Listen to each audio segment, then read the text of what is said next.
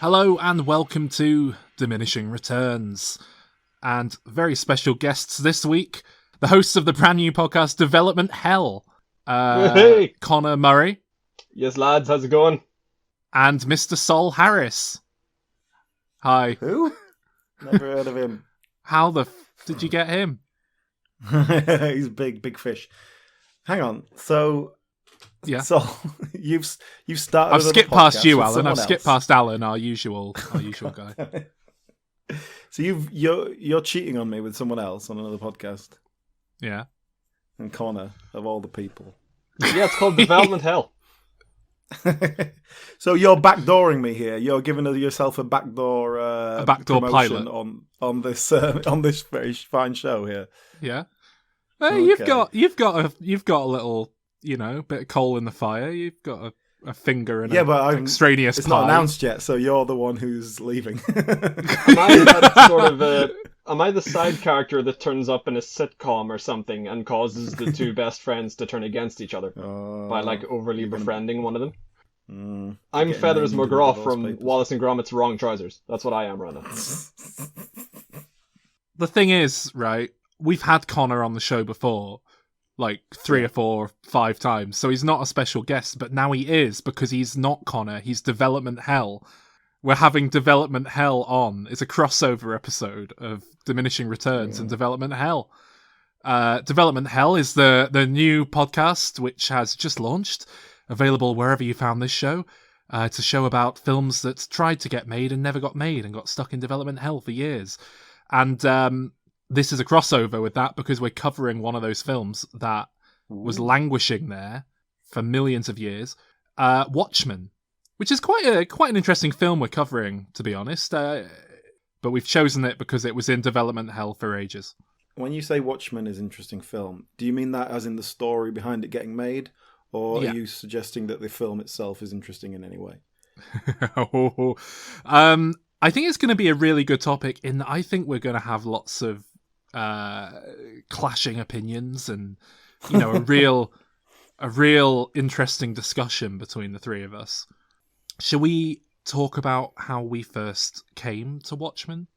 I saw Watchmen at the cinema, presumably back in 2009, and I'm pretty sure I was with you two, wasn't I? Didn't we all go when we were at university? No. I definitely saw it with someone. I think I went with you, Alan. Oh, did we? You two fuckers left with So 10 years later, I got my revenge and started a little side podcast. That's the genesis of this. I remember being I was in a long-term relationship at the time with my high school girlfriend, and we were all off at university. So we were in this situation where I would go back home one weekend, and then she would come to Leeds where we were at uni one weekend, and we'd kind of alternate like that. Dear.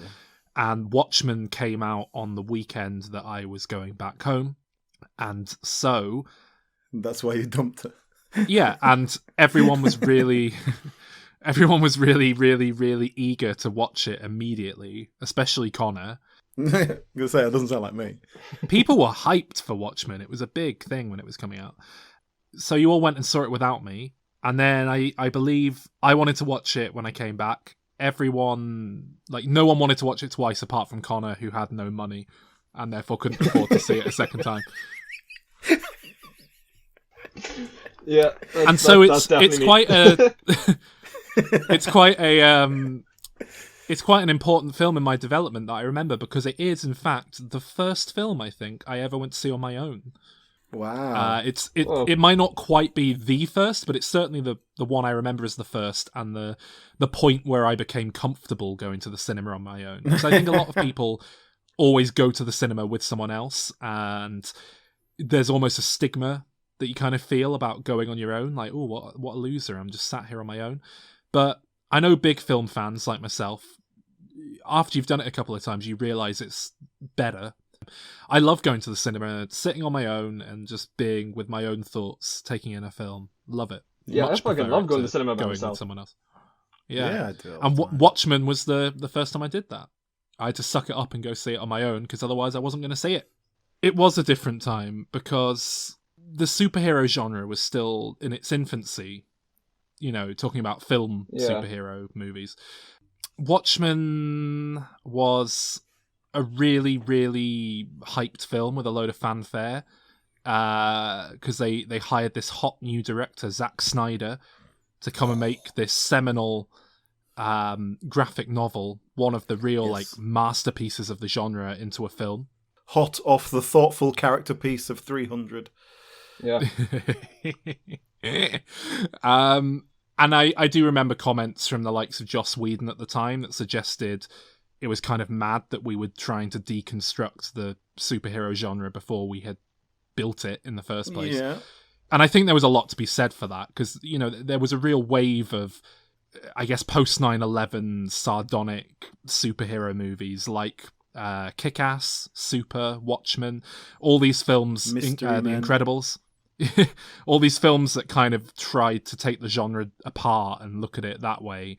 But quite rightly, the genre didn't exist properly. We hadn't had the Avengers yet. We hadn't really come to see superhero movies for what they are now.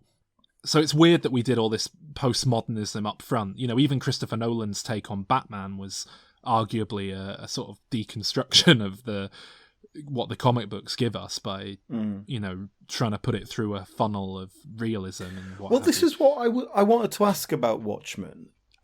Like, how many layers of irony should I be working on here? Because a lot of the time it just feels like it's being sarcastic, but I don't think it is. I think it's quite sincere, and it's just dated.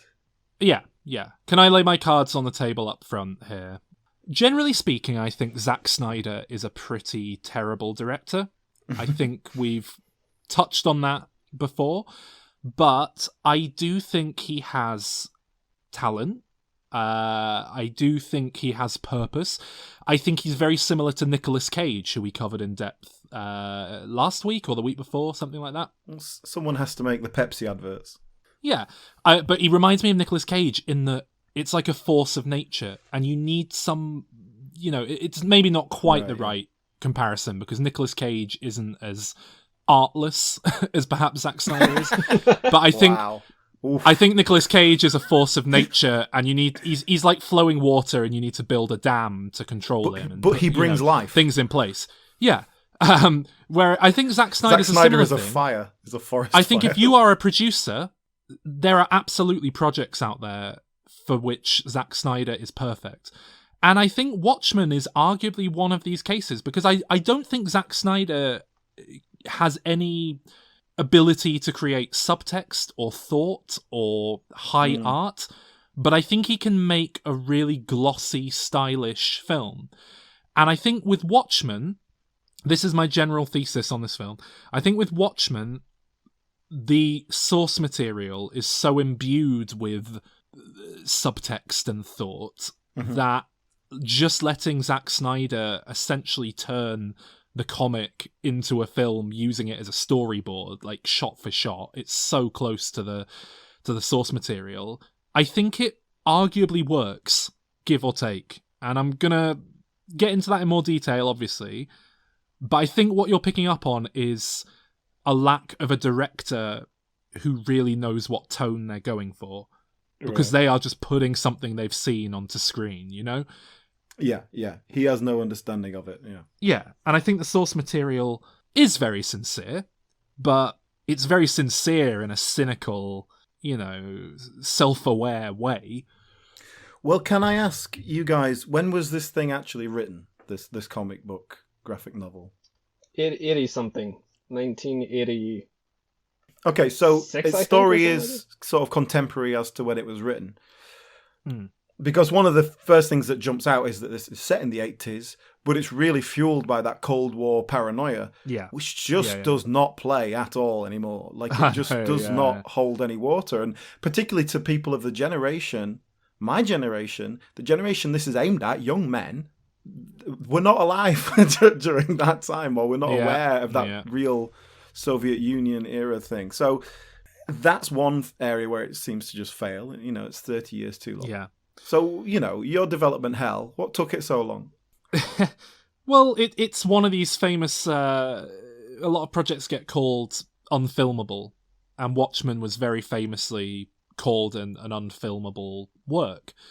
I do know that Terry Gilliam tried to turn it into a film for a long while. Now, I'm sure you're aware, Alan, has a history of struggling to get things made for decades at a time. I think at one point they were going to turn his version into a mini-series, which still arguably is, the way it perhaps should have been adapted.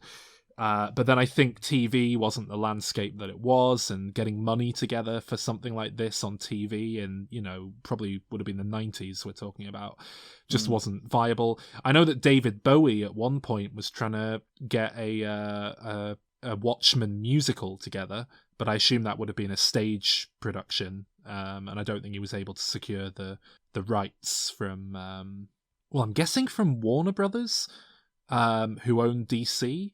But I don't know if they owned this work at that time. This, of course, was written by Alan Moore. Have we ever done an Alan Moore comic on Diminishing Returns before? I don't think we have. Ooh, I don't know. So I haven't covered V for Vendetta or anything like that, no? League of Gentlemen? No. Or Extraordinary Gentlemen?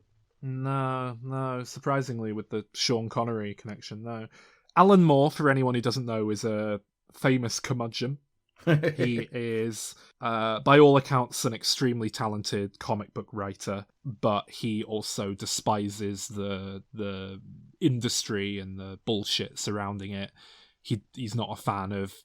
I don't know if he's not a fan of films in general, or just the way that Hollywood interacts with comic books, but he doesn't like that the comics industry now exists largely as a sort of pitch ground for film ideas rather than its own medium. I believe he's on record as having never watched any adaptations of any of his comics, not being a fan of the fact that they've been adapted in the first place, certainly not giving them his blessing, and Watchmen is no exception to that. I don't actually know if they owned it when it was published, but DC Comics now own Watchmen. It's actually been folded into their expanded universe setting.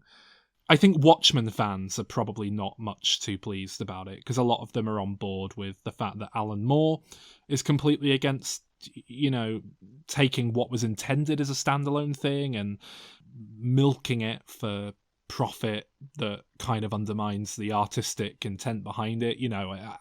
But this was a well-respected thing, like Rorschach. One of the standout characters from Watchmen, Rorschach, is very much a kind of Batman pastiche.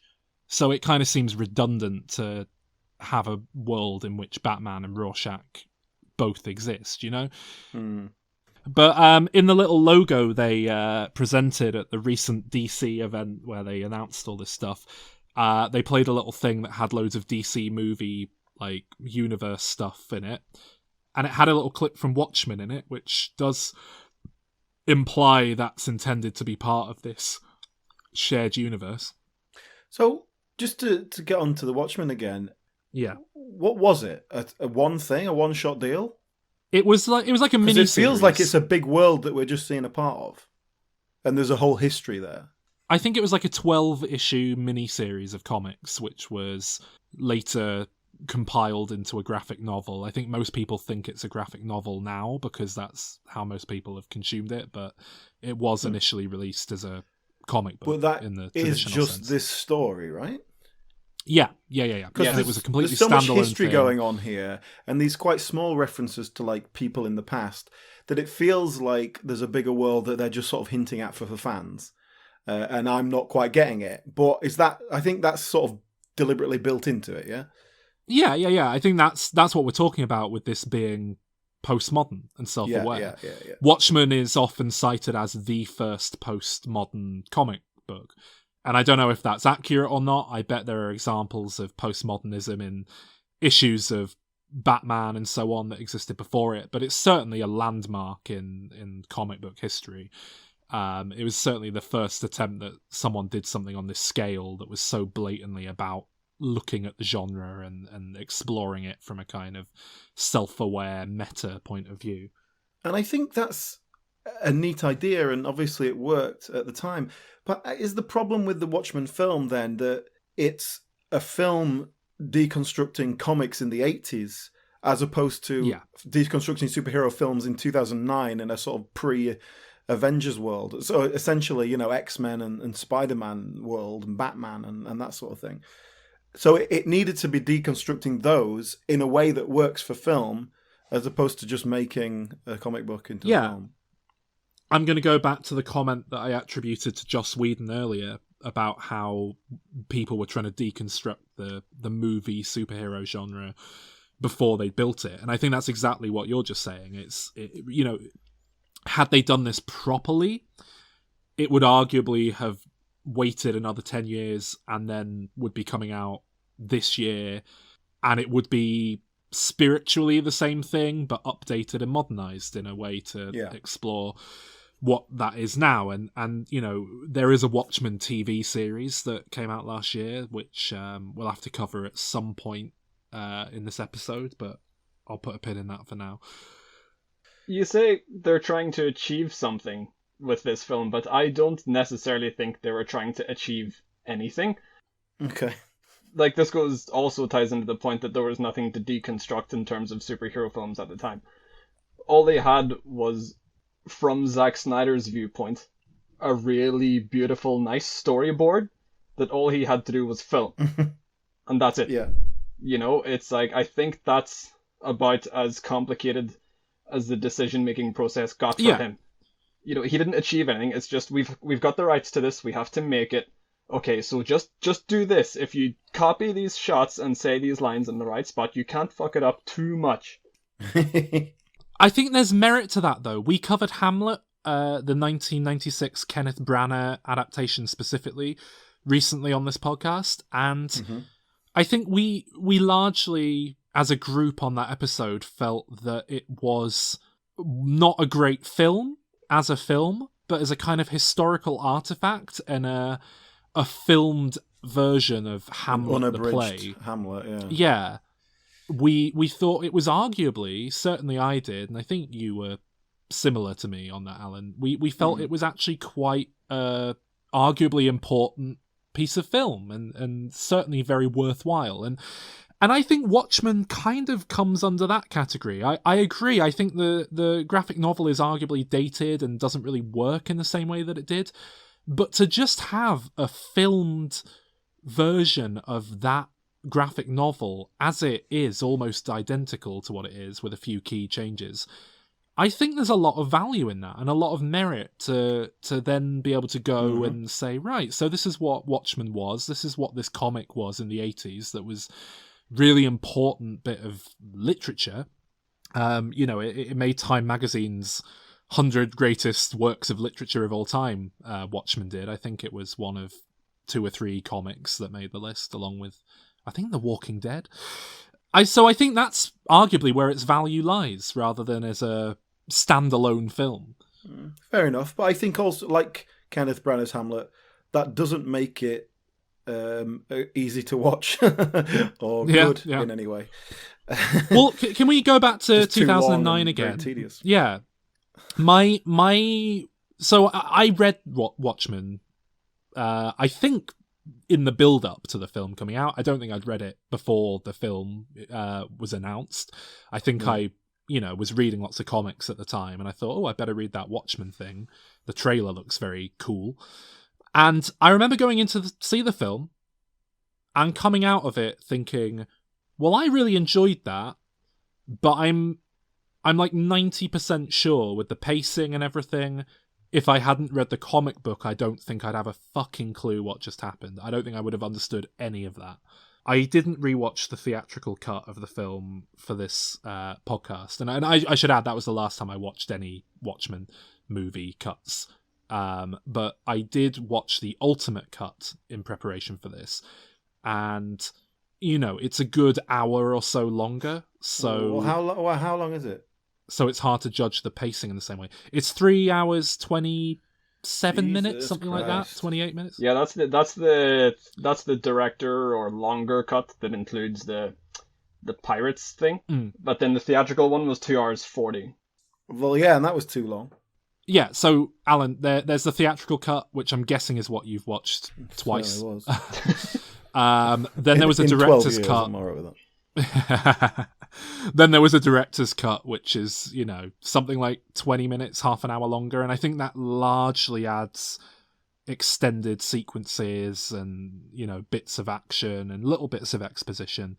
And I think the bulk of the ultimate cut comes from this thing called something like Curse of the Black Freighter, Tales of the Black Freighter. Do you have any concept of what that is, Alan? No. Right, so Watchmen, one of the many postmodern clever things it did was that there is running throughout the comic, they keep checking in at this newsstand with this guy reading a comic by the newsstand. These two characters, the guy who runs the newsstand and the guy reading the comic book. And then there's a comic within the comic, which is this Black Freighter thing.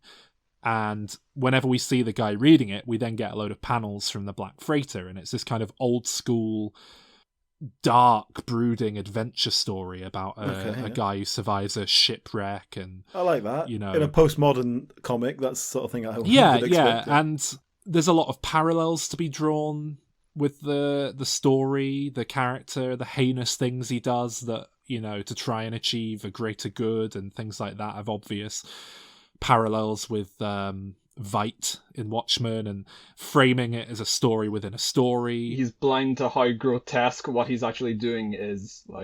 Yeah. And also his actions are being framed as a story, like a narrative within the narrative. So there's a lot of really nice things going on with the Black Freighter in there.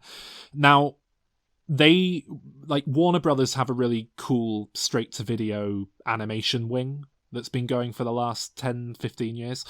And one of their first projects was an adaptation of the Black Freighter comic strip thing, which got cut, obviously, out of Watchmen, the movie.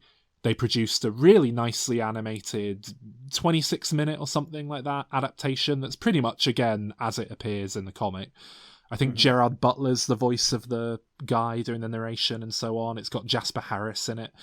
And one of the many things the ultimate cut of Watchmen does is it restores that. So you get these little 3-minute chunks of animated pirate film within the film. And I watched Tales of the Black Freighter when it came out, and I didn't really care for it. It just felt very pointless and dull.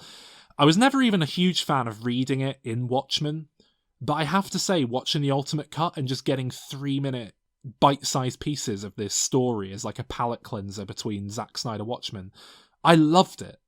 I absolutely loved this element of just this little animated story. I loved this film, rewatching it last night. I felt dirty. I was surprised with myself. I think I can just about justify it, but part of it was I loved watching this Tales from the Black Freighter being restored, and it worked, it largely restored the point of it from the comic. So when I watched this film in the cinema, like I say, I didn't feel that it worked as its own thing. I don't think it really did what it set out to do, but it was a nice companion for people who read and liked the comic. Watching the ultimate cut, fuck me, it's long, it's a slog, you've got to be in the right mood. But if you're willing to engage with a 3.5-hour version of this film, I think it works on its own. I think suddenly the pacing was okay. The exposition was all there so that things made sense. The characterization was a bit better. And that's in spite of many flaws, I mean, fuck me, the film opens with Richard Nixon, rubber mask. I mean, what is that? and that's presumably the sort of thing that makes you wonder how ironic this film is being, because it's like a live-action Futurama movie. Yeah. Not only is it, a guy done up to look like Richard Nixon, but he's doing a silly voice. It's not like Frank Langella, Yeah. When it comes to sincerity and stuff, it's the graphic novel is written very sincerely, in its satire, and all of the comments it's trying to make it is written sincerely. Because Zack Snyder is basically just copy and pasting something from one medium to another, it's funny how that sincerity can get interpreted in a different way if you don't know the graphic novel source material. And I think it's maybe quite difficult for people to quite grapple with initially, because this is a concept you kind of think, oh right, well, it's going to be a comedy, it's going to be making fun of superheroes, and there's going to be like a Batman spoof and a Superman spoof. That isn't what this is. It's as you say, a very legitimate, well thought through, fully populated, fully built world that it inhabits. Yeah. As though this was a long running series of comic books with its own history. And all that stuff works because it definitely feels like there's a deeper history here. I'm thinking, I want to see what that story is. I'd like to.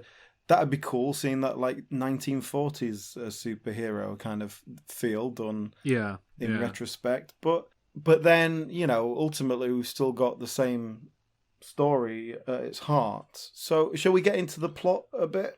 Yes, but first let's lighten the mood a bit, because I feel like this has all been a bit heavy. I really should have brought this up before when we were talking about Curse of the Black Freighter, but I've prepared a little quiz for us here, guys.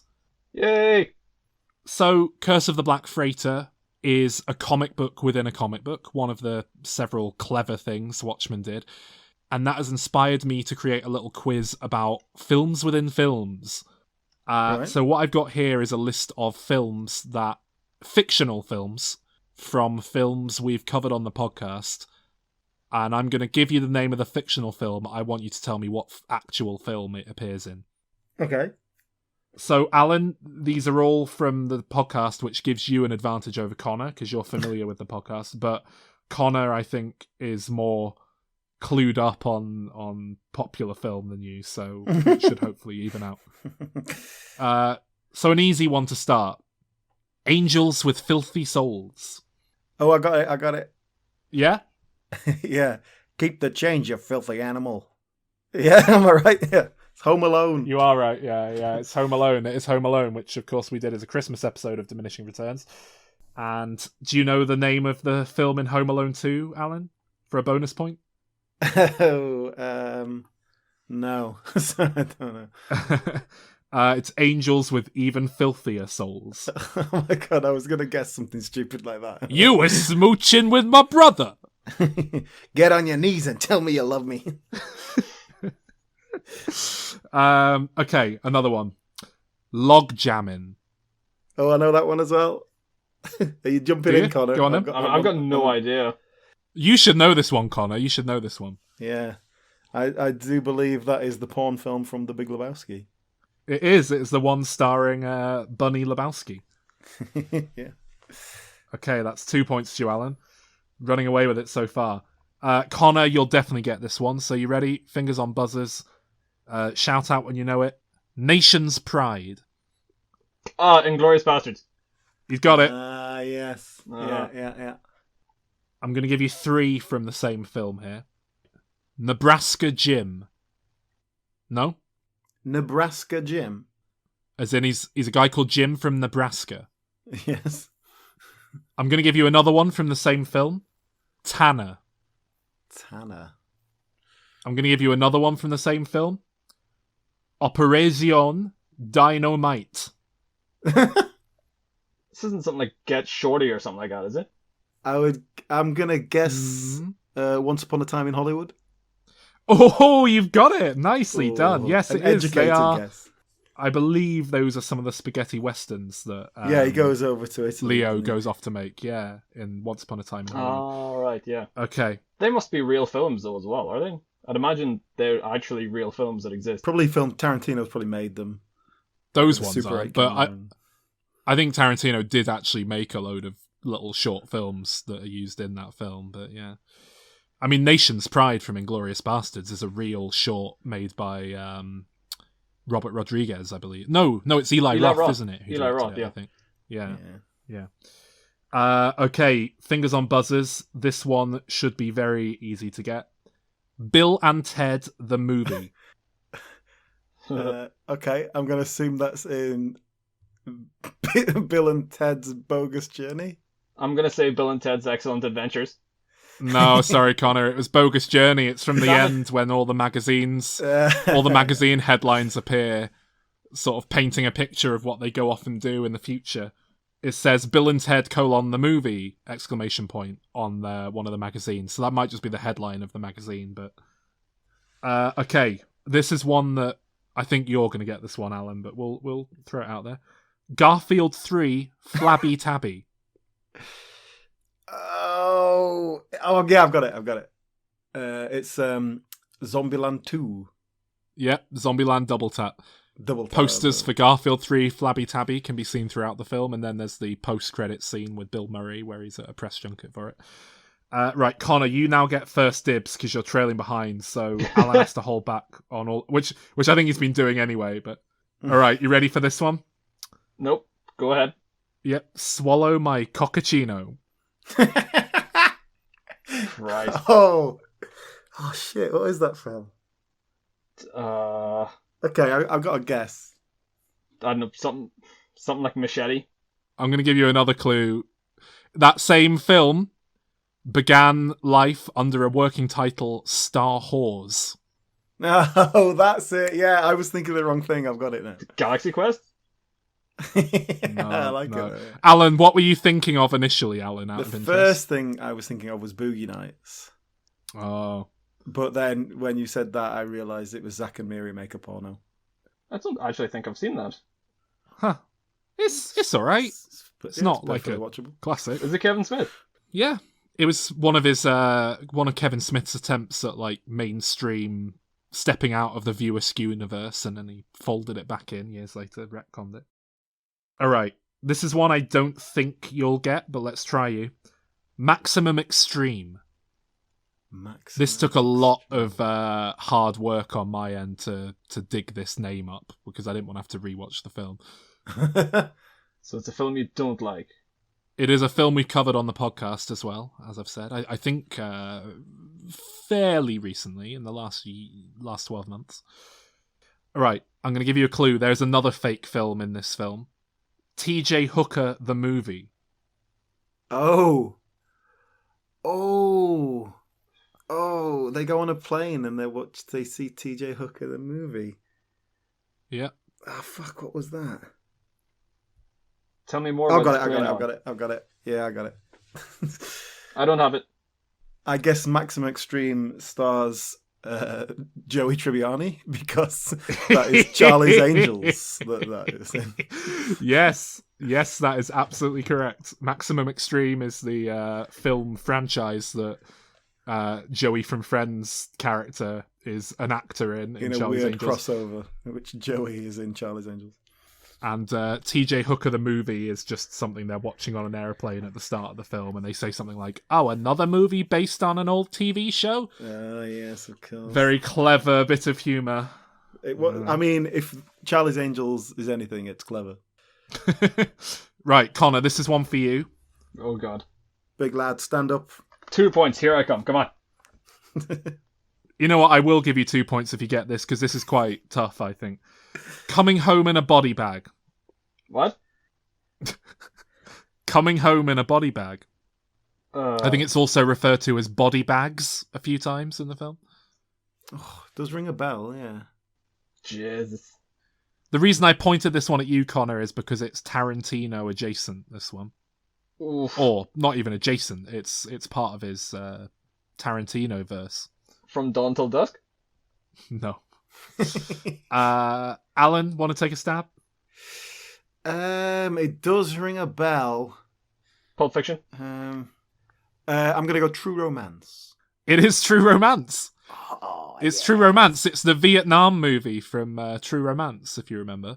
Not really, no. Oh, there is a Hollywood producer, isn't there? Yeah. Oh, yeah. It's the Vietnam movie he's working on. All right, here we go. Brock Landers. I should add, I've tried to get every single one of these from every film we've covered on Diminishing Returns. So, Brock Landers. I mean, I've definitely missed some because you know, it's not that easy to dig all these up. Brock Landers, Angels Live in My Town. Brock Landers. Oh, who's that? Brock Landers, Angels Live in My Town. I will give you a clue and say this has already been given up as an answer. Yeah, I know what it is, yeah. Okay. Get Shorty. It's Boogie Nights. Boogie Nights. Yeah, that's the sort of semi-mainstream film he makes. All right, this is one for you, Connor, I think, except maybe not. You're not covering yourself in glory. Nothing to earn any credit so far. Yeah. All right. Good Will Hunting 2, Hunting Season. Oh, okay, I know this one as well. fuck yeah. Oh my god, I can see that clip. I'll give you a very big clue. There's another fictional film from this same film called Blunt Man and Chronic. The Adventures of Jay and Silent Bob? I'll give you that. I will give you that. It's Jay and Silent Bob Strike Back. Oh, fuck it. Yeah, that's right. That's what I meant. That's what I meant. All right. You're making a comeback because you're going to get this one as well, Connor. I know you are. All right? Yeah. Ready? Earned it. Machete. Werewolf Women of the SS. Don't. Thanksgiving. Oh, go on. Grindhouse. Yeah. Grindhouse, yes. They were the fake trailers from Grindhouse. Of course, Machete is now a real film, but, that doesn't count. Machete. All right, we're nearly done here. This is nearly all of them. Thank God, this is humiliating. Windy City Heat. Okay, I know that one. Windy City Heat. No? Do you want to guess? Take a guess at it, Connor? Philadelphia. Oh. Overthinking it. Said Chicago. I didn't know which city was the Windy City. Sol, is it Windy City Heat by any chance? It is. It's from Windy City Heat, yes. Windy City Heat, of course, the wonderful example of cinematic concealism that we covered on a recent Diminisode about a man who's tricked into believing he has been cast in a new film. And it's a kind of comedy documentary about the making of this fictional film that he thinks he's making. It's very good. Okay, I don't know if this is the actual name. I don't think we're given the actual name of the film at any point in the film. But best guess is it's going by the name P.W. Herman. Okay. The Player. No. Pee-wee's Big Adventure? Yes, that is the film based on Pee Wee Herman's life story, getting the bike that he sells his life rights to make a film within the film at the end of the film. I don't know if you remember that. This is one that I'm just going to give you because it's a TV series, and I'm very sad that it's a TV series. The Survivalist, which I was hoping was a documentary movie, but it's a TV series. It's from Tremors 5, Michael Gross's Burt Gunner character. Yeah. Yeah. All right. For 2 points, Connor. The Blair Witch Project. The Blair Witch Project. Yes. I was hoping to God that was right for a second. It was Blair Witch 2. Well, just bear that in mind, Connor, what Alan just said. Book of Shadows. Blair Witch Project 2. Yeah, I'll give you that. And that was for 4 points, that one, actually. Oh, damn, I wish I'd got that one. So that's... so Connor, you're now on 9 points. Alan's on 10. How the fuck am I only 1 point behind him? Because you got that 4 point... almost unbelievable. question. He's been rinsing me this whole time. Yeah, but you got the hard one that we just had for 4 points, Blair Witch 2. Right, this is the decider now, right? This question is worth 2 points. So if you get it, Connor, you've won. You ready? Yeah. Zombies Party. Zombies Party. I mean, I'll have a guess. I don't know it for sure. Go on, Alan, have your guess. Shaun of the Dead? Oh, you're so close. You are so close with that, and just not quite correct. Connor, you can have a go now. Close to Shaun of the Dead, but not quite Shaun of the Dead. Dawn of the Dead? Oh, you fucked it. You were this close, Connor. You had it. What? And you've just given it away to Alan. Go on, Alan. What's your next guess? Hot Fuzz? Yeah, it's in Hot Fuzz. It's a DVD in the shop with the cover from Shaun of the Dead, but the name's been changed to Zombies Party. Okay. Ah. Alan fully deserved to win that anyway, so. It was a tough competition. Yeah. But that was a fun little game, you know. I enjoyed doing the research there. All right. So, that was our little palate cleanser. Let's get into the film itself, shall we? Watchmen, yes. Who watches them? Who actually watched it? Give us a plot synopsis, Conor. Go on. Explain the Watchmen to us. Okay. So, it starts with this kind of old guy in his flat. And he's called the comedian, and a shadowy figure comes in, and he gets murdered. It takes him about an hour, 45 minutes or so of the film to fall down from the story that he's thrown out of the window to the floor, because there's so many flashbacks as he's falling. Yeah, every now and then it cuts back to the fall to remind you that he fell, just in case you missed it the first time. And then the longest intro credits sequence ever happens. The times they are changing gets played 1.5 times in its entirety. This is the time, this is the one area that I think Zack Synder has, just excels as a filmmaker. Opening credit sequences. Slow motion. He knocks them out the fucking park. The best part of Dawn of the Dead, his remake, by a mile, is the opening credit sequence. More on that in a few months.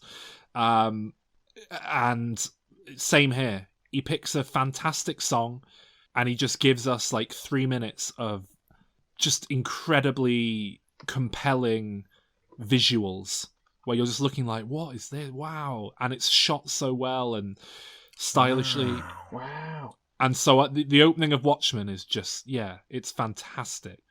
It's almost like he's a music video director that's got... It is. It really is. It really is. Yeah. So after... It's funny that, isn't it? Well, after what is generally regarded as the best part of the film, the following 3 hours take place. David Bowie pops up in the background in one shot. That's my favourite part of the film. Uh-huh. And then we get introduced to possibly the greatest incel of all time, Rorschach.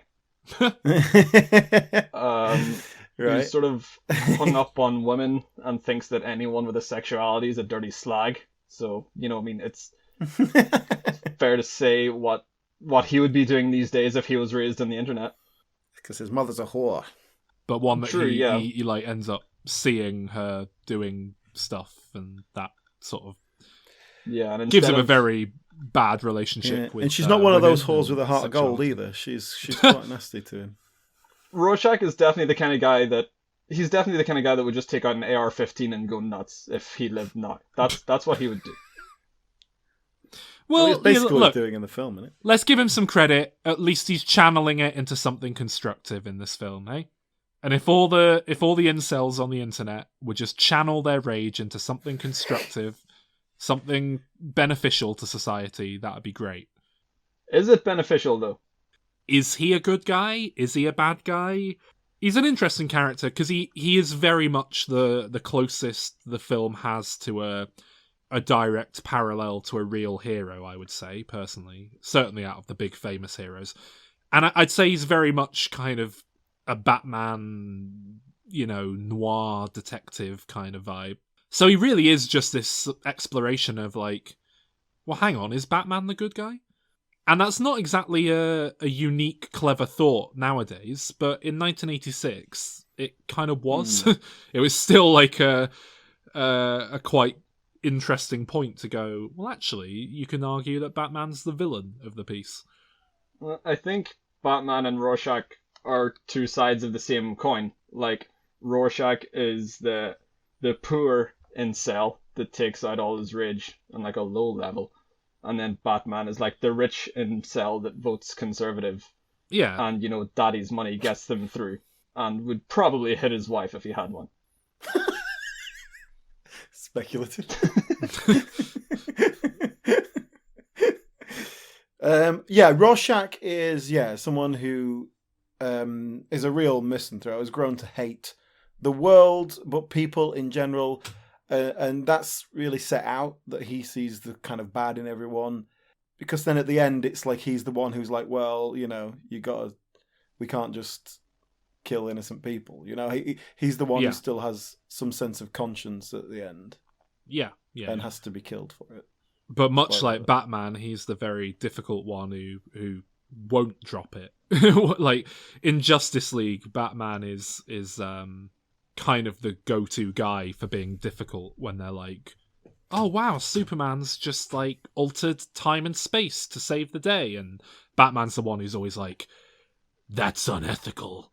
And it's interesting that he still very much has that role in this, Rorschach. Anyway, Rorschach is played by Jackie Earle Haley, is that his name? Mm-hmm. Who was hot shit in 2009. This film kind of launched him into being a big deal. He then got a pretty substantial role in Shutter Island and the role of Freddy Krueger in the abysmal remake of Nightmare on Elm Street. And I don't think I've seen him in anything for the last 10 years, so...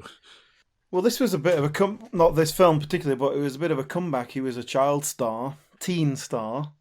Right. He was a teen actor.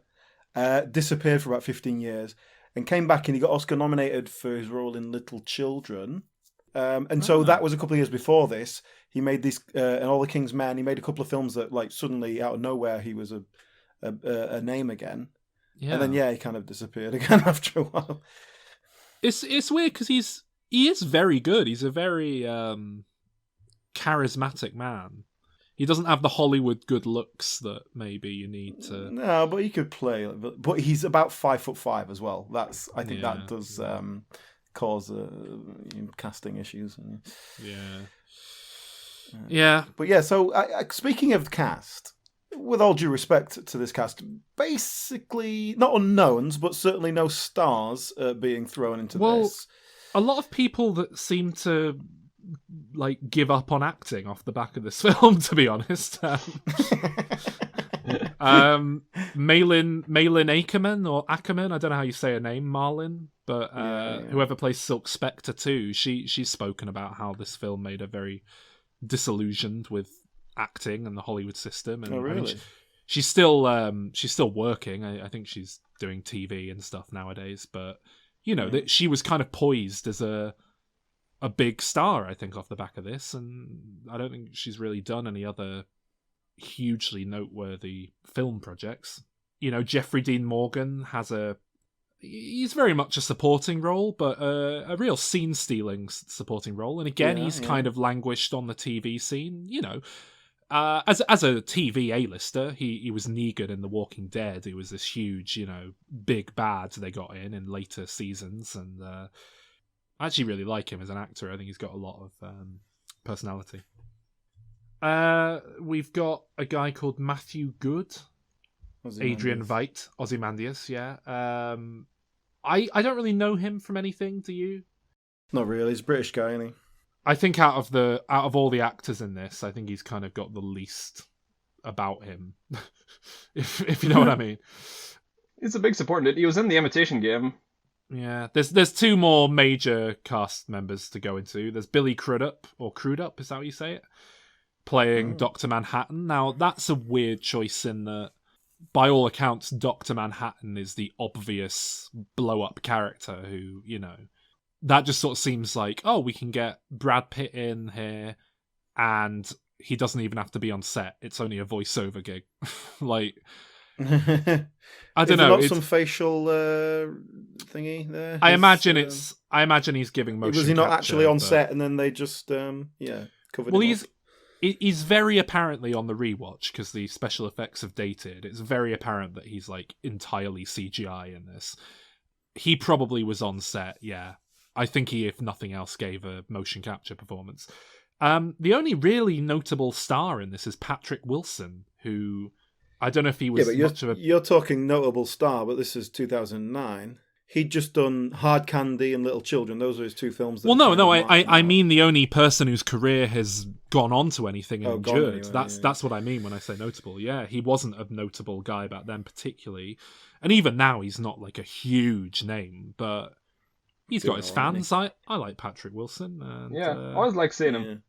Every time he appears, I'm like, oh, nice. That's my reaction. Well, yeah, that's probably about as much as you're going to get. But I think it largely feels like a very TV cast, and I don't know if that speaks to Warner Brothers trying to keep the budget, save the money, like this is going to cost us so much in visual effects and cinematography and all that sort of stuff that we need to save some money somewhere. I don't know if it's that, or I don't know if it's maybe at this point Zack Synder was a powerhouse and they thought, hey, look, we can sell this on Zack Synder and the Watchmen brand alone. I don't know. But it is an interesting film. I mean, there is no George Clooney or Brad Pitt in there, and yeah, but if you got free reign, look, we're not worrying about stars. We can cast anyone we want. Let's just fucking audition as many people as we can. Is it coincidence that we find so many people with not a lot of personality coming through? Is that down to the director? Is that down to choosing them, or is it that just down to how he's made the film, that they're just given no opportunity to shine? Because even, for example, Jeffrey Dean Morgan as the comedian, so many opportunities for that to just be such a big character, and he's doing something. Don't get me wrong, but it feels like it should be so much more. Yeah, I think it's partly how it's written. And then I think it's it's written for a different medium, and there's a saying that a masterpiece has already found its perfect medium, and so adapting something that's this well regarded as a comic book into a film, you're setting yourself up for failure. And I think this is one of many examples of why that perhaps is the case, is that these characters are written in quite a bland way, because that's kind of what superhero comics certainly were at the time. So it's evoking a style of writing and character, and Zack Synder does nothing to counter that, despite some of his actors' best efforts. When you're talking about writing, it's like, one thing that really stuck out to me upon watching the film last night was the dialogue and the way the lines are said and delivered. The lines, like the real key heavy hitting dialogue or lines or sentences or phrases or whatever from the graphic novel, I remember them being so impactful, and they carried real weight behind them, and there was like an emotional thud every time like Alan Moore like dropped one of those. But in the film, it sounds immature. It sounds out of place. Yeah. I watched this with my girlfriend last night, who'd never seen it. I very cruelly subjected her to the ultimate cut, having never seen anything. But she likes Patrick Wilson, so she said she wanted to watch it with me, and she was just flabbergasted by the Black Freighter stuff. She didn't have a fucking clue what was going on when this animated Jasper Harris voiced like pirate corpse started talking. She was like, "What is this?" When Patrick Wilson came on the screen, did she go, "Oh, nice"? She did make the comment that it felt like it. She said you can tell this was written by a man, I think is pretty much how it was. She might have been a bit more scathing than that. But no shit. But she picked up on a sort of toxic masculinity vibe running through the film. God, yes. And the thing with that is there are themes being explored that tie into that intentionally, but then Zack Synder, I think, is just a very good example of toxic masculinity. So there's a lot of it in this film that I think is self-aware and on purpose, and then I think a lot of it is just in the film in a completely unironic way. On that note, there's a sex scene between Patrick Wilson and yes. I was wondering, was that supposed to be funny? Was that a sarcastic sex scene? I can't imagine it wasn't sort of. It has to be, right? Known.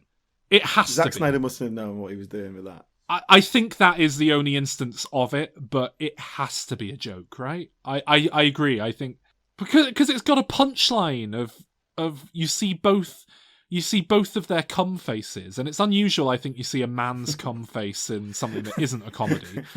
And then they hit the fire button, and the fire blares out. And it's set to Hallelujah, the song. Yeah, that's right. And it goes on, like, I don't know if it goes on It's so a long kind in the of weird theatrical version cut. of Hallelujah. Yeah, I wondered if it had been extended for the ultimate cut, but it felt like the sex scene from Team America, because it just went on so long. Yeah. No, it does go on, yeah.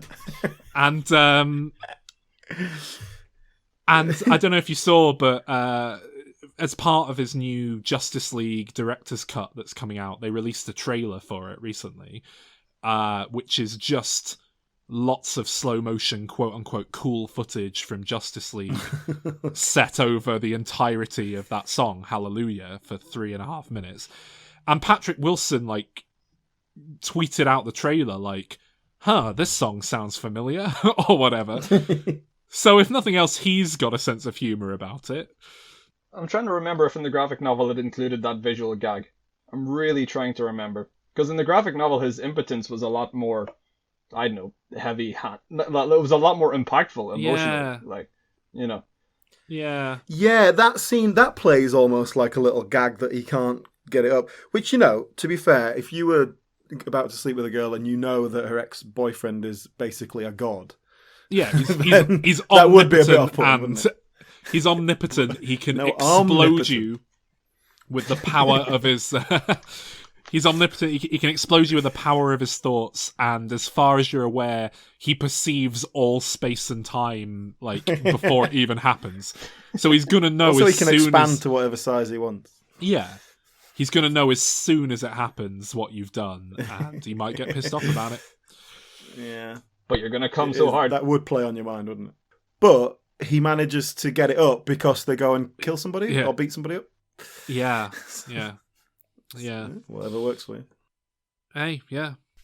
There was a scene I don't remember from the theatrical cut, in the cut I watched last night, that had serious, like, Black Lives Matter undertones, which I just thought were very interesting to watch now, where the comedian and the Patrick Wilson one go out in his little owl ship and take on a load of protesters and just start, like, beating the shit out of them and shooting them with beanbags and stuff. Is that in the theatrical cut as well? Yeah, I saw that, yeah. Oh, okay. Because that's where they deliver the really out of place, "What happened to the American dream?" line. Another example of, in the comic, it's so heavy and meaningful, and then in the film it's like, whoa, who the fuck talks like that? Seriously. Yeah, I think part of the problem with the comedian's character is that, you know, we're supposed to see that he's this very dark and kind of very bad side to him, but, you know, ultimately he's on the good side. But then at no point do we actually see him really doing anything good or being a good person in any way. Yeah. So it just feels like, well, this guy's just an arsehole, isn't he? But he's killing the people you want him to kill, so that's okay, I suppose. Yeah. But I mean, I want to talk about Dr. Manhattan, because I think Dr. Manhattan is such a high concept idea that really, like, it takes a lot to sell to an audience. And I give this film a lot of credit for not talking down to its audience, but I don't know to what extent it conveys the concept. Like, do you get Dr. Manhattan, Alan? Does it make any sense to you what that is, what he is? Yeah. Okay, good. Because I mean, I'm not 100% that I even get it, and I've read the graphic novel, but I think I do. But I really like him as an idea. Like, my read is that he's essentially such a smart guy who's studied, like, how things are put together and built in so much detail that when he is disintegrated by this mad science machine, all his atoms taken apart, he's, like, somehow able to put his atoms back together because he tries really hard over a few days. And this is something that works much better in the graphic novel, because in the comic, in the film, it plays as if it's happening over, like, 3 days.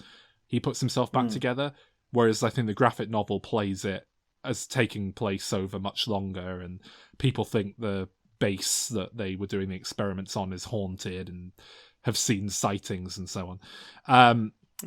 But anyway, he slowly manages to put himself back together, and then by the time he completes it and puts himself back together, he has such a profound understanding of quantum mechanics and the universe that he can just manipulate it at will.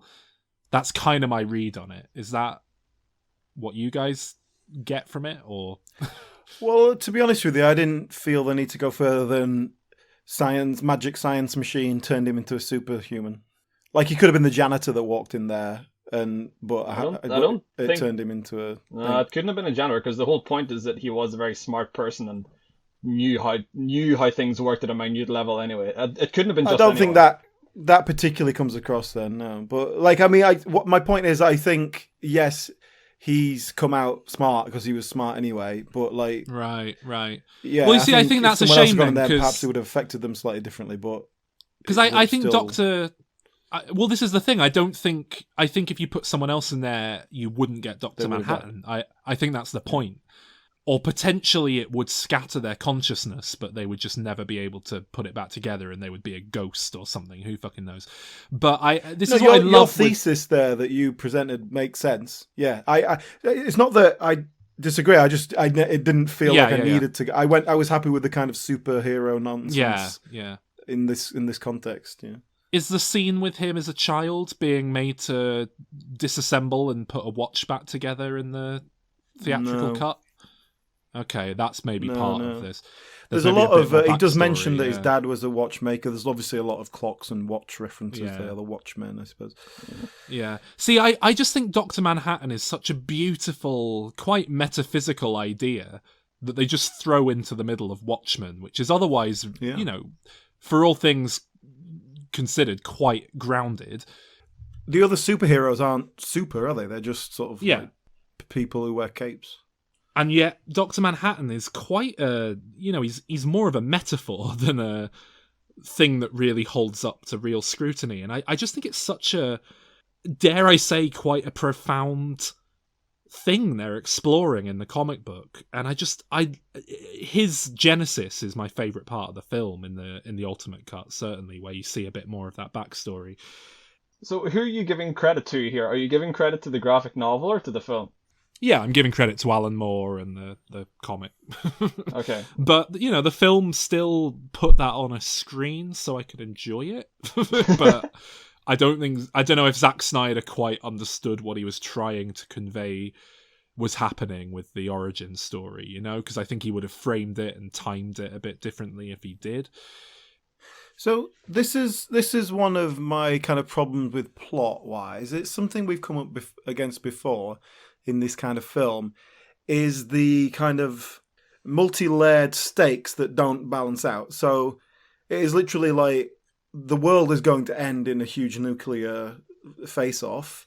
Yeah. But my girlfriend's left me. Oh, that's annoying. And it's like this balance of, like, why is this superhuman who has no sense of time, like even trying to hold down a normal monogamous relationship? Is that, like, what's that is about? that what you... Well, I think he doesn't want to be a dick. Well, no, he left his missus just to get with her because she was younger and more attractive. Yeah, well, with Dr. Manhattan, and I think this film does a nice job of this, actually, but obviously it's more from the graphic novel, again.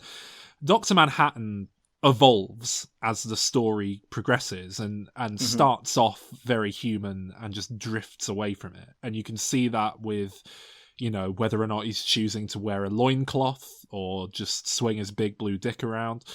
You can see it in a number of ways. And I think at the point that the film takes place in terms of its present, he is just completely removed from humanity. And I don't think he's sad or bothered about breaking up with his girlfriend.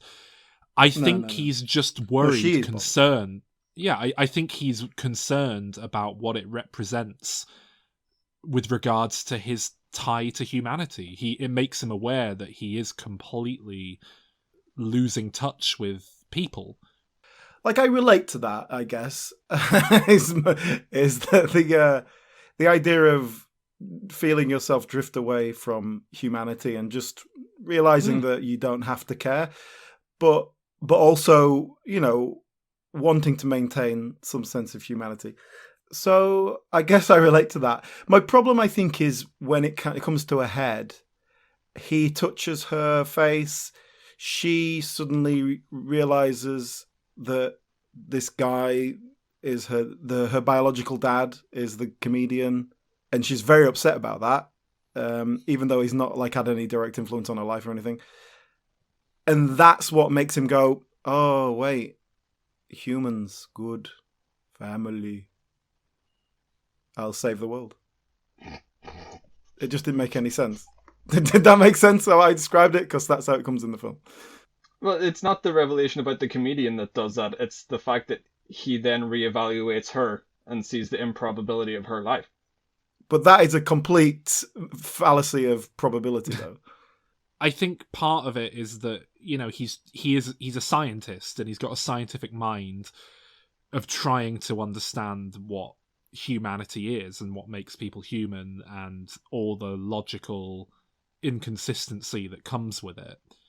And I think if nothing else, it just serves as a reminder to him that humans don't necessarily follow logical paths of because there's that line that he says where processing, biologically, an alive human and a dead human aren't different, in terms of the atoms.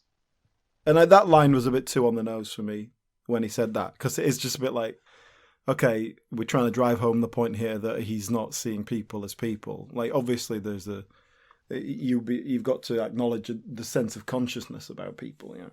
Yeah. Yeah. Are we all right jumping ahead a bit here? So essentially, Dr. Manhattan, he's this omnipotent god, deity, but he's American.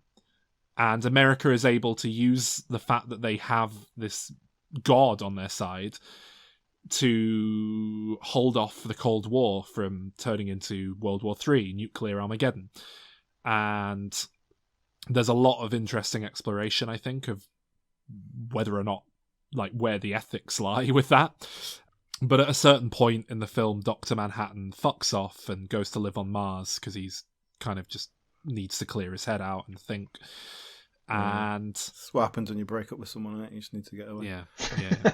And Ozymandias puts his evil plan into action. He's kind of had a big evil plot all along. We find out he was behind a load of naughty, evil assassination stuff. And basically, what it boils down to is a false flag operation. He believes that the only way to prevent humanity from killing itself, wiping itself out with a nuclear war, he has to unite, basically America and Russia, but he has to unite all of humanity against a joint threat, a greater threat than one another. This is the one thing I hate this film for, because they made a big change here. In the film, he unites them against Dr. Manhattan. He stages a kind of huge energy blast attack on New York, makes it look like Dr. Manhattan has turned on humanity, killed thousands in the process, and brings everyone together in the process. Dr. Manhattan sees it for the sacrifice worth making that it is on his part, sees it as an act of peace to bring the world together, and goes along with it. And I love it as a concept, but there's just a bad taste in my mouth, because I don't know if you know, Alan, but in the comics this is a bit different. Okay. Sorry, can I ask Alan what he thinks the comics did instead? Instead of all these bombs and stuff going off, what give us an idea of what you think might have happened anyway. But it has to be something with the same kind of dramatic impact, because it won't be just he just disintegrated all the nuclear bombs, because that's too peaceful. It doesn't have the dramatic punch. I would kill the world leaders. I think the key things that it maintains are it's absolutely massive. Does kill thousands millions of people in one go, and does unite the world. Does he snap his fingers and half the people die? No, basically in the comic it's exactly the same, but instead of just making a huge explosion, he teleports a gigantic squid monster down to New York, and wipes out thousands of people in the process, leaving this dead squid monster lying around. And they see it and they go, "Oh, this was a failed invasion attempt from an alien species.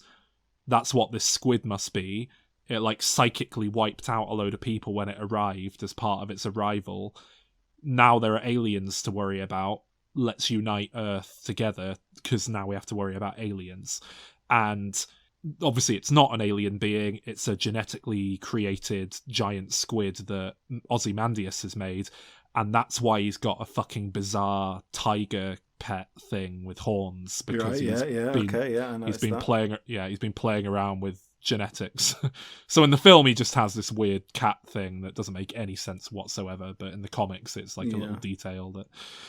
So in that comic book version, is Doc Cock, is Manhattan, he implicated as the villain? No. He has to kind of just take it on the chin. Well, I really like that element. I like that element in the film, that's that kind of duality. What I don't like about it, number one, I think a giant squid is just such a fun, cool visual. It's your big payload or of ridiculous, comic book silly nonsense. thing. Yeah, but in a way that is very self-aware and, like I say, deconstructing the genre. And it's like, imagine if the modern equivalent would be one of those giant woodlouse things from the end of the Avengers that attack New York, but instead of sending it to New York, they send a dead one back to New York. Do you know what I mean? It's like, it's that kind of clever deconstruction of a genre trope that's from the comics. So number one, I like it because it's continuing the idea of taking apart the comic book genre. Number two, it is that kind of cathartic payoff that you want in a big Act 3 moment for the film that you kind of don't really get in the film as it stands. Number three, I don't quite buy that the world would unite against Dr. Manhattan when he was this American, guy doing the American bidding. I kind of think Russia would either see it as an opportunity to attack, or they would think that America's going haywire. Now we have to kill America. I don't buy that it would unify them in the same way that an alien invasion would. And number four, I think it just reeks of a kind of pathetic spinelessness on the parts of Zack Synder and Warner Brothers. They've had so much reverence for this source material to then just turn around and not stick to their guns in the final moment. If you're going to make the choice to change things to make it fit within your film world, then go back and change some things that make it work. For a film. And that was the whole point about having like a giant psychic squid thing, and that like it gives you that payoff at the end of the book. But it's something that a film could never do. I mean, Alan, just imagine the New York skyline, okay? And then just a big, huge brain squid just plops, just poof, just lands on it. And it's like... But that's basically what it is, it's though, a psychic wave. It's not an explosion. It's a psychic wave that just kills a lot of people in a city, in a few city blocks. Yeah. Like, it's something... Everyone in like a mile radius of the un-movie-like. squid just dies. Yeah. Yeah. Which is... it's so weird but unnerving, and I love it, and it's such a shame that they changed it, I think. Anyway, I think the ending does quite a good job if they had to change that. The other significant change to screen I've spoken about on this podcast before, but it's when Rorschach whacks that guy in the head with a meat cleaver in the comic. In the comic he's like handcuffed to a furnace or something, and the building sets on fire, and he gives him a hacksaw, and the guy's like, I can't cut through the chains quickly enough, I'm gonna die. And he's like, you can cut through your bones, and like walks away. But Saw had just come out like 5 years earlier, so they were like, we better change and that went on to inspire 127 hours. I think this is such a visually wonderful film, and there are times where it looks a bit fake and digital, but I can forgive it because it's got such a visual vision behind it. And it looks like comic book art, and that's a good thing. I think that's fine to represent that in film. I don't know. Anyway, I mean, my point is, I think this is a visually wonderful film. I think Zack Snyder's real strength as a director is picking a good soundtrack. And this does just have great songs all over it that largely, work quite well, even if they're a bit on the nose in places. What's going on with Ozymandias's crap wig? I don't know. I think he's the worst thing about this film, to be honest, how they bring him to life. He should be such a charismatic, scene-chewing performance, and he's so uninteresting and bland. You know who they cast in the TV series Watchmen that came out recently? You know who plays him? No. Jeremy Irons. Oh, whoa.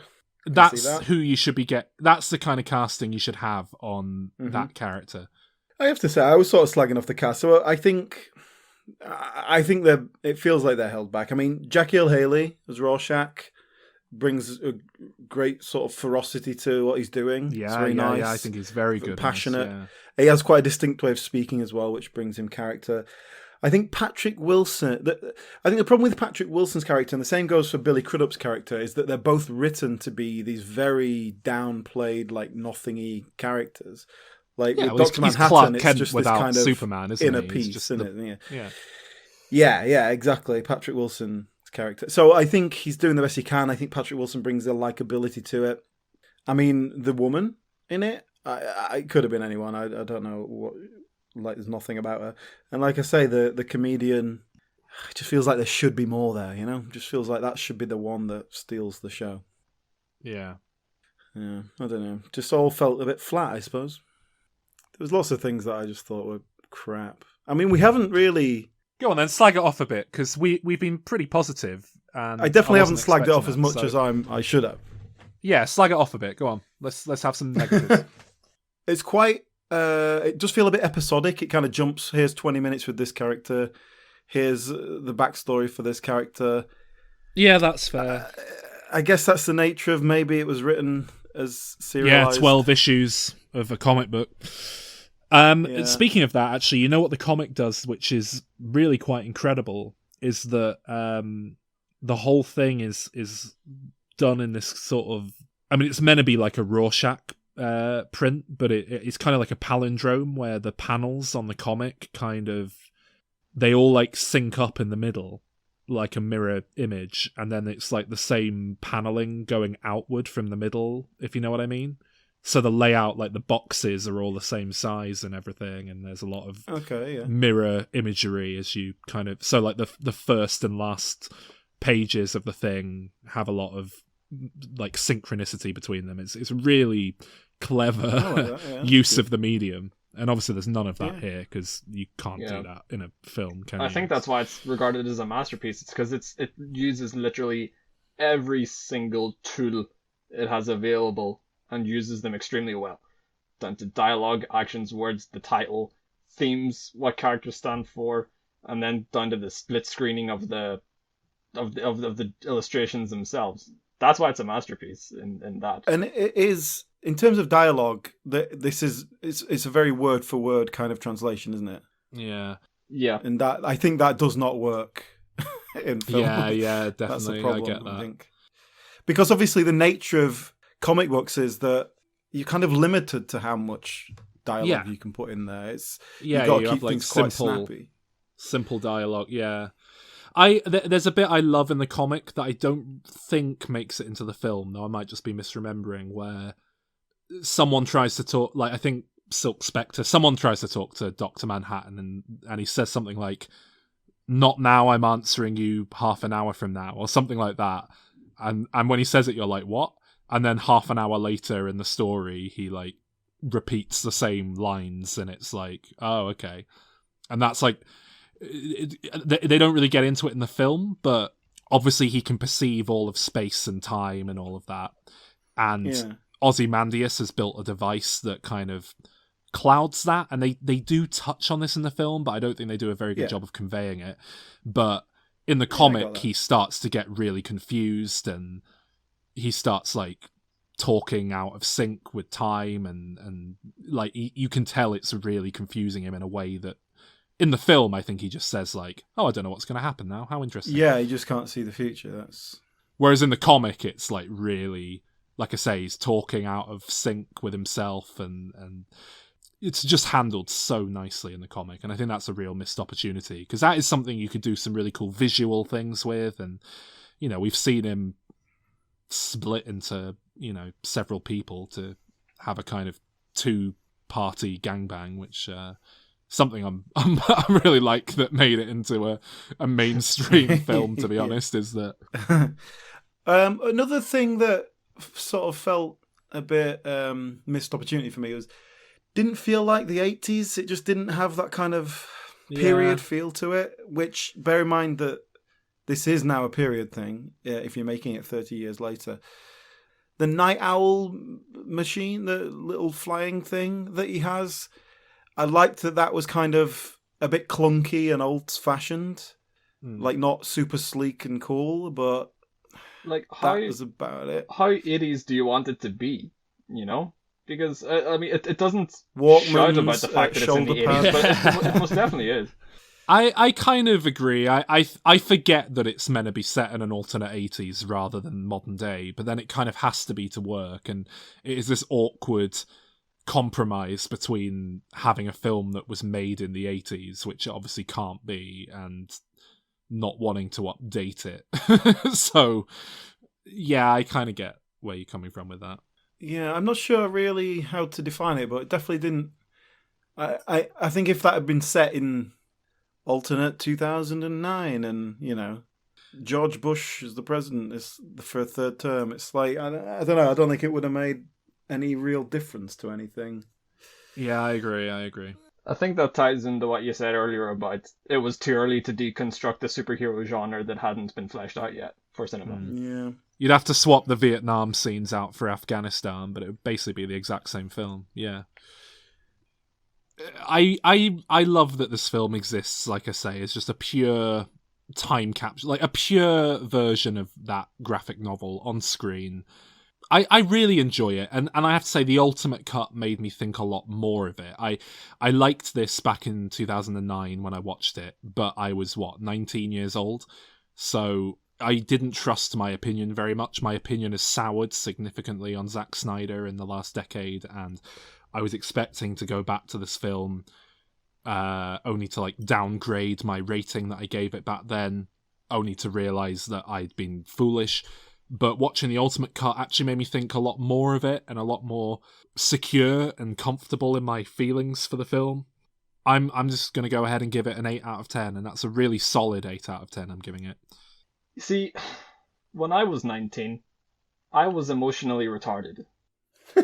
So, I mean, I really enjoyed the graphic novel, and I remember thinking the film sort of did the best it could, like the theatrical cut, you know, given the realities of the medium and stuff. I remember, Conor, I remember you posted on Facebook back in 2009. You posted something to the effect of, Watchmen is amazing, great film, absolutely mind-blowing, brackets, if you like the graphic novel. That sounds very much like the kind of shite that I would have come up with back then. What do you call it? So, yeah, watching the film last night, and kind of brought it up earlier about Rorschach being like one of the most incel-y incels to ever incel. Right.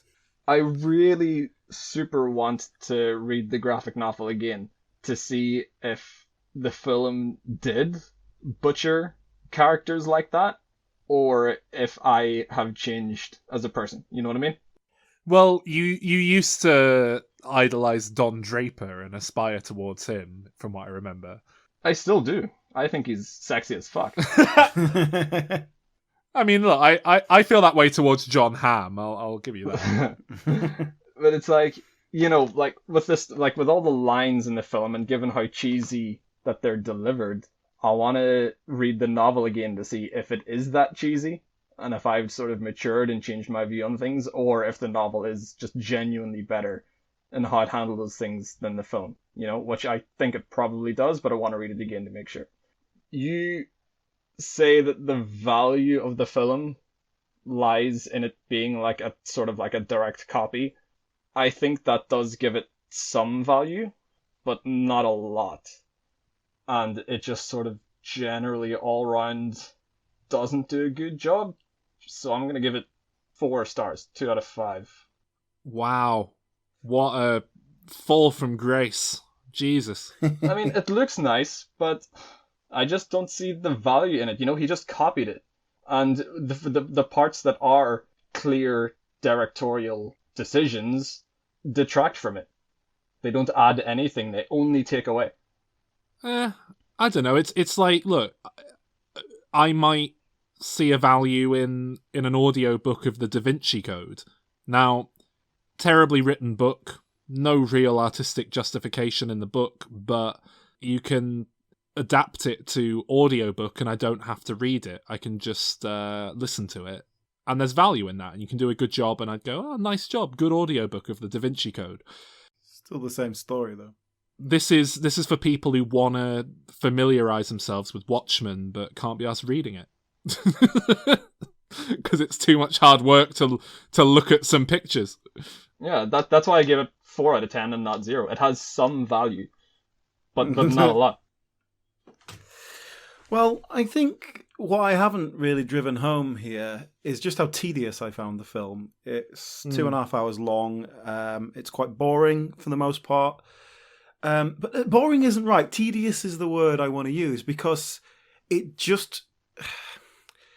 It feels like I've seen it all before, I guess. And how much of that would have played better in 1985, I'm sure. Especially, I have no doubt that it works better as a graphic novel. It worked better in 1986. It works better if you're familiar with comic book history.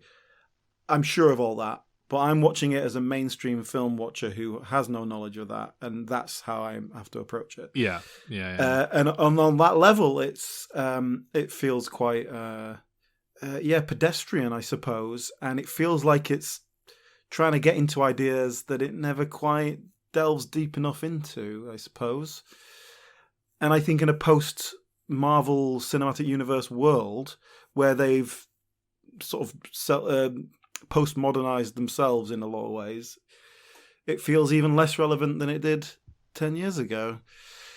So anyway, I guess the end result of that is a 4 out of 10. Oh. And yet, this is probably going to be our highest rated Zack Snyder film on the podcast. So what does that say? I have to say, I think the idea of modernising Watchmen, doing an updated take on it, is interesting. But I think that exists. There's a show on Amazon Prime called The Boys, which is very popular at the minute. It's Seth Rogen, Evan Goldberg spearheaded thing, and it's it's obviously far more comedic in its approach, but it is very much, what if superheroes were real again, which has been done to death, but it's done very well, and it's a really nice deconstruction of how would these superheroes interact with PR firms and sponsorship deals and all these sorts of things factored in. And I think it is the closest thing we will have to a modern Watchmen, or something in the spirit of Watchmen, to be perfectly honest. There is, of course, the actual Watchmen TV series from Damon Lindelof, which came and went last year as well. It was a self-contained season. There may be future seasons. They might just call it a day there. I think Damon Lindelof says he's done with it, but maybe they'll get someone else in to continue it. I watched episode 1 of that show. I don't know if you guys watched any. I'm guessing not. No. I mean, I watched it and I thought, yeah, good, but I just don't need this in my life, and it's not that good. And I really struggle with TV drama, to be honest. It was like, yeah, it was fine, but I just don't need that. But again, that felt like a very true to the tone of the graphic novel, but modernized kind of thing. It's definitely a sequel to the graphic novel rather than the movie, but I think you could kind of watch the movie and then go into the TV show and you'd kind of get it. But it is apparent that it seems to be set in a world where the giant squid thing happened, put it that way, based on episode 1. So, Right. you know, the Watchmen TV series seems to be decent, but I can't be asked investing another 9 hours in it, I'm afraid. Sorry. Sorry, guys. Well, what a turn up for the books, eh? Yes. And that's a good indication, I think, of what happens when a film spends 10 years in development hell and actually gets made. It's very rare that people are satisfied with the results. For more on films in development hell, check out Development Hell. Hey! With this week's special guests, Development Hell. Hey! Sol Harris, who's been a great guest for us. We'll have to have him on the show again. Thanks, Sol. And Conor Murray. Hey! Oh, you cheeky. That's our catchphrase for Development Hell, actually. Oh, you cheeky. All right. Well, thanks for coming in, guys. Development Hell is out now. Episode 1 is on Rendezvous with Rama. Yeah, Rendezvous with Rama, long gestating Arthur C. Clarke adaptation. That went out for free ages ago on our Patreon feed. But episode 2, for free. Which how is it for free on the? Because they're paying for they're paying for Diminisodes. They're not paying for Development Hell. That was like a little bonus on top of everything else. Free bonus. But things you haven't heard, even if you're on Patreon, we got Spider-Man episodes coming out on Development Hell. We got we've Stanley got Kubrick stuff. We got Alfred Hitchcock, yeah, and George A. Romero. It's great. I had so much fun making that podcast. That was great. Yeah. Well, if you like Sol Harris, but you think he'd be better without being tempered by me, then try Development Hell. And I will say, actually, Alan, just what it could be. Well, I will say, actually, because I've been going back and editing these myself, all of them. I'm actually very calm and chilled out. It's weird. There's it's very not low energy, but I'm just very it's very NPR for whatever reason. My approach to the thing. It's been very right. Well, today on Development Hell, thank you, Conor, for joining us. It's very Desert Island Discs. So go and listen because it's weird. It's weird. I don't know what happened. I think you get me all riled up, Alan. I think that's is that right? Yeah. Yeah. What podcast are we talking about here? Which one?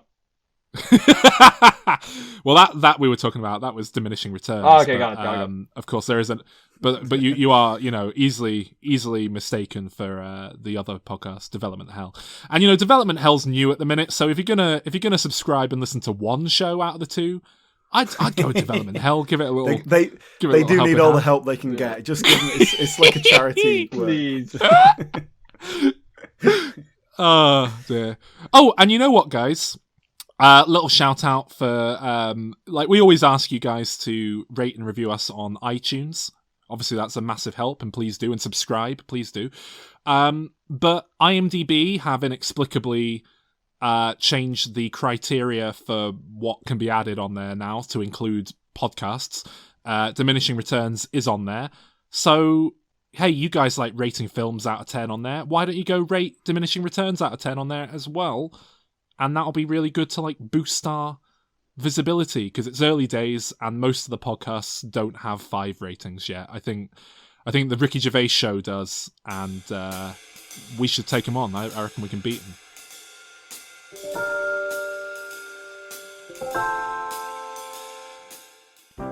What? I'm sorry. Hang on. I'm just looking for Development Hell on podcasts. Should I be able to find it? Well, not yet. It's not the time of recording. It hasn't gone out yet. You haven't put it out yet. Okay. I was gonna subscribe to it live on air, and I thought that would have been a nice thing. I'll pretend. Okay. I'm currently searching for Development Hell on, and there it is. Wow, that looks good. That's a nice. That's a nice thumbnail image you've created. That's nice. Okay, I am subscribing. I'm officially subscribed to this brand new podcast. Alan, I'm going to go on to IMDb. Rate it 5 stars. I'm going to go on to IMDb and give Diminishing Returns a 10 if you give Development Hell a 10. How about that? How about we scratch each other's dicks here? Yeah, that's perfect. Right. Thanks, Conor. I'm sure we'll see you again at some point. Guys, thank you so much. It's always so much fun being on here, and I appreciate it, and I love it. Thank you. Thanks for having me.